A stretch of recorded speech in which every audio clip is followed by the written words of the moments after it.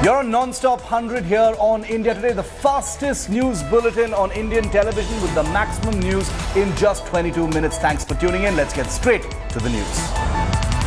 The Delhi Crime Branch has arrested two persons, residents of Rajasthan, for allegedly passing on sensitive information to a Pakistan High Commission spy. These arrests have been identified as Maulana Ramzan and Subhash Jahangir. They are being interrogated as we speak. Pakistan High Commissioner Abdul Basit's staffer Mahmood Akhtar has been detained for espionage by the Delhi police. Basit's official Akhtar was found in possession of crucial defence and other documents. The Delhi Police Crime Branch took the staffer into custody. He was declared persona non grata by Indian authorities, which directly implies that he has to leave the country at the earliest. No other action possible against him. Pakistan High Commissioner Abdul Basit was summoned by the Indian External Affairs Ministry to be questioned about this officer who worked under him, basically a spy. He was also informed about the persona non grata that was imposed on spy Mahmood Akhtar. According to confirmed sources, more than half a dozen staff in Pakistan's High Commission in Delhi are involved in this defence document leak ring. The espionage network could be even bigger. Stung by honey trap allegations, a second scandal has hit Varun Gandhi. Escrow agent and US-based lawyer Edmonds Allen has released a new image that shows Varun Gandhi at Abhishek Verma's house purportedly in 2010 when he became an MP. Allen claims this photograph of Varun Gandhi was taken in the year 2010 at arms dealer Abhishek Verma's house in South Delhi's Vasant Kunj. India Today cannot independently verify the images being released. To prove his sensational allegation, arms dealer and whistleblower has also sent India Today this picture of Congress leader Jagdish Titler allegedly taken at Abhishek Verma's Delhi residence. In an exclusive interview to India Today, arms dealer Abhishek Verma dismissed all allegations levelled by the whistleblower in the United States, even going to the extent of saying that the honey trap allegations against the BJP MP Varun Gandhi are a Congress conspiracy. Amidst a bitter and very public turf battle in the ruling Samajwadi Party, UP Chief Minister Akhilesh Yadav met Governor Ram Nayak and is believed to have informed him of developments within the party. Governor Ram Nayak said he had called Akhilesh to be briefed about the situation within the ruling party. He said he wanted to know the situation to satisfy himself on the constitutional aspects, according to an aide. But the Yadav Parivar saga continues with Chief Minister's uncle Shivpal Yadav expelling one of Akhilesh's closest aides yesterday, Pawan Pandey. The MLA is accused of attacking a party MLC. The move led to another volley of protests by Akhilesh's supporters and a show of strength outside Pandey's home. Supporters held a demonstration and shouted slogans against Shivpal Yadav. The divide among the Samajwadi Party bosses is widening, and now Akhilesh faction supporters took to posters to target Amar Singh in a very unceremonious manner. Pakistan troops again started firing flat trajectory weapons, that is small arms and medium machine guns, in an area of the Arispura sector in Jammu on the international border. The Pakistan side started mortar firing in the area and retaliation was given in a befitting manner. Schools across the Kashmir Valley are being systematically targeted. In the past 5 days alone, 5 schools have been burnt down. Police have failed to trace the attackers. 19 schools have been burnt down in the last few days. India has pushed for New Zealand's support for NSG membership during the New Zealand Prime Minister's visit to India. New Zealand has reportedly assured India that it is committed to ensuring a proper engagement on India's membership bid. Members of NC held a massive demonstration outside the residence of Jammu and Kashmir Chief Minister Mehbooba Mufti to protest against arrest spree and the government's inability in dealing with the ongoing showdown. Students from Bengaluru presented thousands of greeting cards to army personnel ahead of Diwali. The students came together to prepare gifts for soldiers stationed in difficult high-altitude areas. Commerce and Industries Minister Nirmala Sitharaman has expressed disappointment over India's low ranking in the World Bank's Ease of Doing Business report. India has stagnated in the ranking. In a setback to cricketer turned politician Navjot Singh Sidhu, the Supreme Court has ordered the resumption of a trial in alleging excess expenditure and misuse of government officials during his election from Amritsar in 2009. No end to medical apathy in the country. In UP's Gonda, youth had to transport his ailing father on a cart for at least 10 kilometers as the hospital didn't send him an ambulance despite several requests. 5 months after being swapped, two babies were reunited with their biological parents in Shimla in Himachal Pradesh. The babies, a boy and a girl, were exchanged by the parents in accordance with Hindu rituals at the residence of one of the families. In Bihar's Samastipur, professors locked a college up after they were thrashed by a group of students. Irate professors, along with other students and staff, blocked the main road of the area. In a shocking incident, a man is seen following girls, exposing himself and chasing them to their home in Bengaluru. After being spotted on CCTV, the man threatened the family of the girls. It's the big story here on India Today at 4 p.m. In a fresh trouble for Aam Aadmi Party MLA Amanatullah Khan, police registered an FIR against him for allegedly threatening a group of protesters who were staging a demonstration over civic problems in his constituency. Big reprieve for National Capital commuters. The Allahabad High Court has declared the Noida DND flyway as toll-free. The flyway connects Delhi and the west bank of the Yamuna with Noida and East Delhi, but there could be concerns over increased traffic. Bird flu scare continues to grip the national capital as 3 more bird deaths, including 1 at the zoo and 2 at Shakti Sthal, taking the toll to 69. The government has now written to all ministers. Diwali is still days away, but the national capital's air quality has already begun to deteriorate. Monitoring agencies have forecast a spike in air pollution numbers over the coming days in the absence of strong winds. 1 person was killed when the roof of a house collapsed in southwest Delhi's Bindapur area. The deceased was residing as a tenant in the house and the cops have arrested the landlord. The NCP youth workers have put up posters in various parts of Maharashtra blaming the Shiv Sena for the death of a penguin in Mumbai. One of the 8 penguins brought from South Korea died recently at the Mumbai Zoo. The Bombay High Court has asked the Maharashtra government's education department to raise awareness in schools about ways to reduce the weight of students' school bags.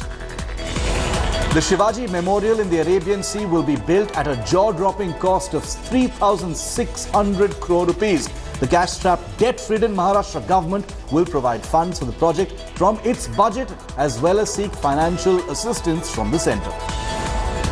A massive fire erupted in a chemical factory in Mumbai today after gas cylinders exploded. The inferno lasted for hours and fire tenders had to toil hard to douse the massive flames. The factory was completely destroyed in the fire. Panic erupted in a local train after a youth who had climbed the roof was electrocuted in Mumbai.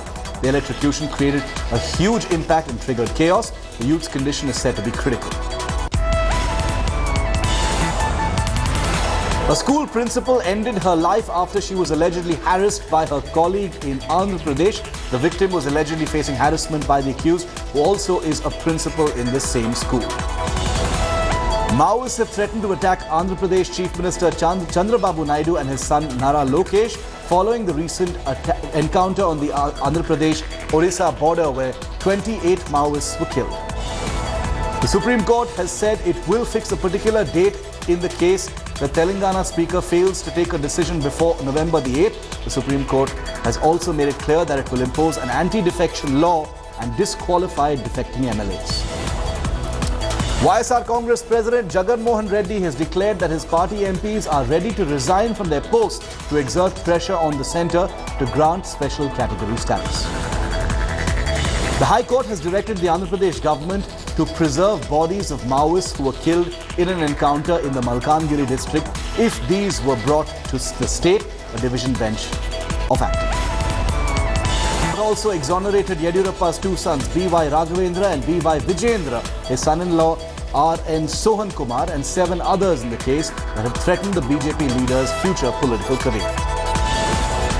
Claiming that the CBI had overlooked mounting evidence it has provided with it in the case, ruling Congress says the exoneration has stunned, surprised and shocked the party. Terming the charges against his father and family as baseless, Yediyurappa's son Raghavendra says his family faced a lot of pain in the last 5 years and they've been vindicated now.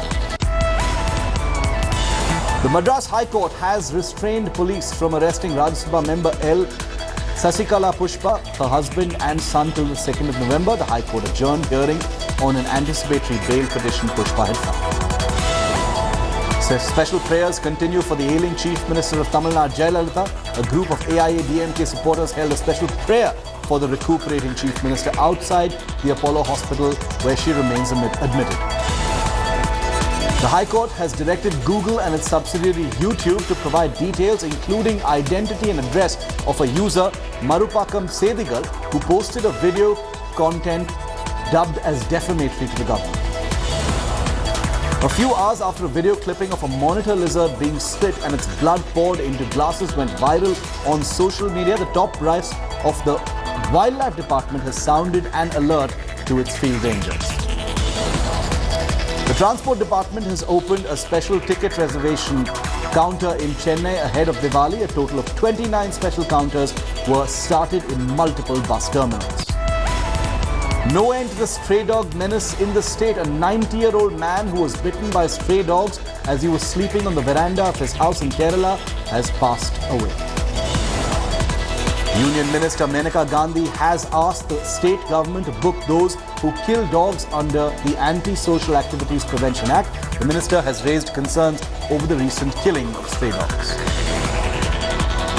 Calling Maneka Gandhi's demands strange, the opposition has flayed her, saying that the union minister has no knowledge of the stray dog menace in the state.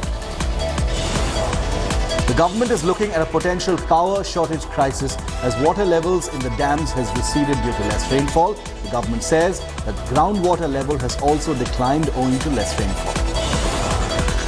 After bird flu was reported in Arapura, more than 1,100 dead ducks have been buried. The dead ducks included those affected with avian flu. 7, including 4 tribal women, were injured in a clash with local Trinamool leaders and party supporters in Birbhum. The clash broke out after the local Trinamool leader tried to capture land illegally. 15 people were arrested for allegedly ransacking a government hospital in Chalpakara. The family of a boy who had died in the hospital had attacked the hospital and a doctor. A platform of the Howrah station was waterlogged after some miscreants tried to steal the valves of a fire-high drain pipes. This halted the trains and caused inconvenience to commuters. Metro services were stalled for over an hour after the track as the Master Das Surjo Sen station in Kolkata caught fire. 4 fire tenders were rushed to the spot and the station. No casualties thankfully were reported. A fire broke out on the terrace of the Don Bosco School near Park Circus in Kolkata. Teachers say the fire was first spotted in a heap of waste material kept on the roof of the school. President Barack Obama has disclosed that his youngest daughter recently mocked him on Snapchat. The US President said Sasha had recorded him discussing the social network at a family dinner and then quietly posted a reaction to her friends. Aid group Doctors Without Borders says 25 migrant men and women were found dead at the bottom of a rubber boat in the Mediterranean and 107 survivors were rescued from the same raft. French authorities finished clearing the jungle camp of thousands of migrants desperately seeking a passage to Britain.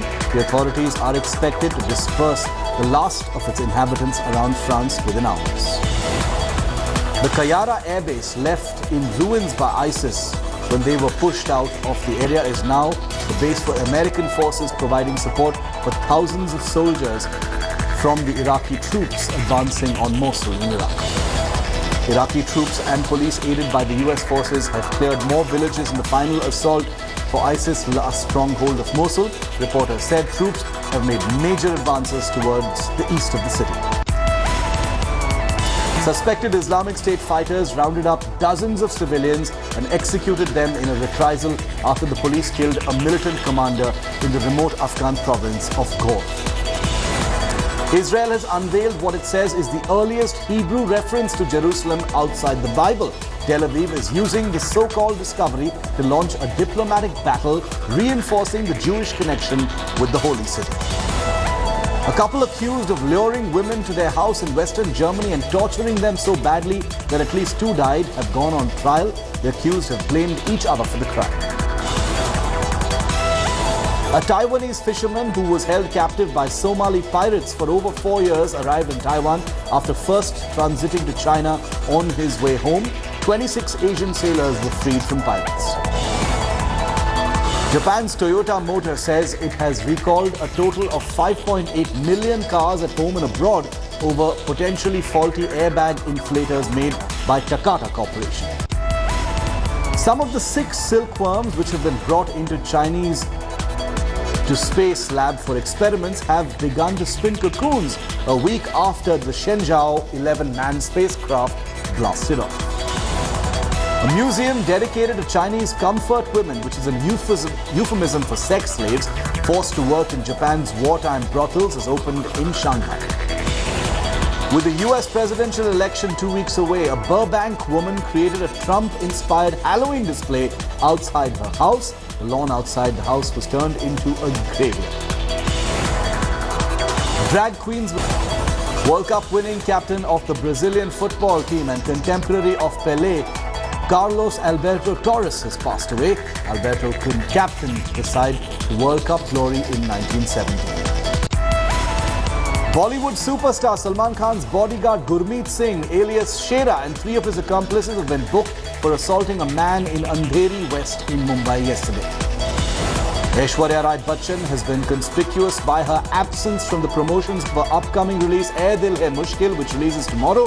Ranbir Kapoor has done his best to promote the film with Anushka Kapoor. Shah Rukh Khan says his films Ahsoka and Ravan are the 2 most beautiful journeys of his life. The 50-year-old star said the projects will always be close to his heart.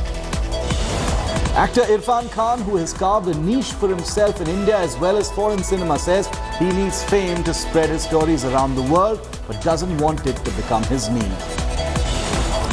Doting daughter Alia Bhatt had planned an elaborate birthday bash for her mother Soni Razdan's 60th birthday recently. The actress has already revealed how she is gifting her mother a vacation in the Maldives.